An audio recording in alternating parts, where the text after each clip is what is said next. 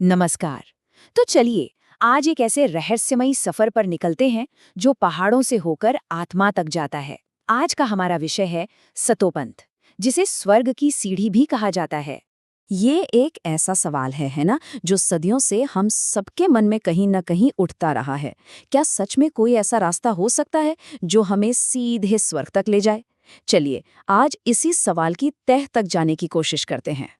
तो इस यात्रा की शुरुआत करने के लिए सबसे पहले ये समझना जरूरी है कि ये सतोपंथ आखिर है क्या चीज और कहाँ है ये जगह।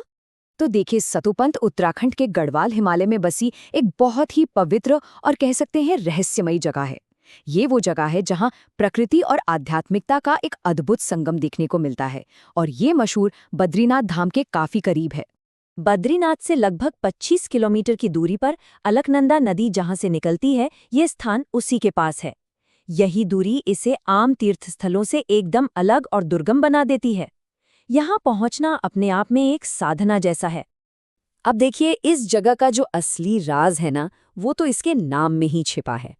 सतोपंथ, दो शब्द हैं इसमें। सत, जिसका मतलब है सत्य, और पंथ यानी मार्ग। तो इसका सीधा सीधा मतलब हुआ सत्य का मार्ग। ये नाम ही इसकी आध्यात्मिक गहराई का एहसास करा देता है। लेकिन सतोपंथ सिर्फ एक जियोग्राफिकल लोकेशन, मतलब एक जगह भर नहीं है। इसका जो असली महत्व है वो तो उस पौराणिक कथा में है जो इसे इतना ज्यादा खास बना देती है।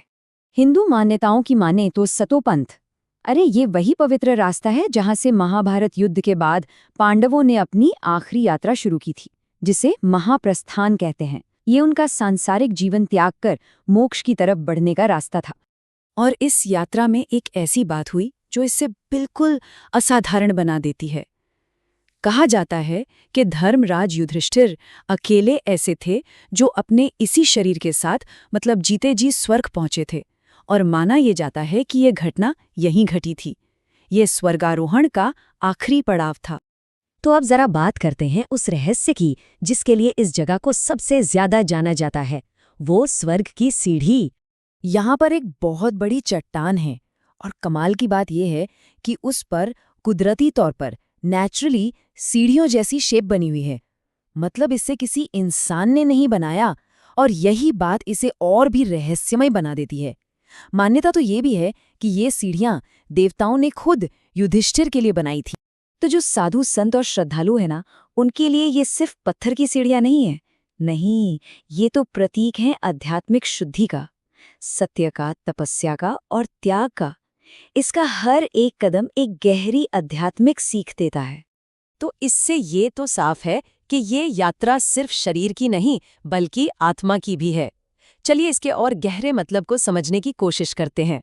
सतोपंथ को देखें तो असल में यहाँ दो यात्राएं एक साथ चलती हैं। एक तरफ है बाहरी यात्रा, जो गढ़वाल की ऊंचे ऊंचे पहाड़ों पर चढ़ने की है, एक फिजिकल जर्नी।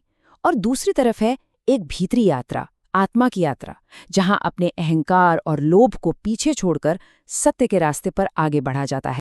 और आज भी इस जगह का महत्व जरा भी कम नहीं हुआ है। आज भी बहुत से योगी और साधक इस शांत और पवित्र जगह पर आते हैं ध्यान लगाने के लिए, कठोर तपस्या करने के लिए। मतलब ये आज भी आत्म खोज का एक बहुत बड़ा केंद्र है। तो सतोपंथ की ये पूरी कहानी हमें एक बहुत ही गहरे सवाल पे लाकर छोड़ देती है। अगर सतोपंथ सत्य का मार्ग है, तो हम सबके जीवन में व्यक्तिगत तौर पर सत्य का मार्ग आखिर है क्या? ये एक सवाल है जिस पर सोचना बनता है।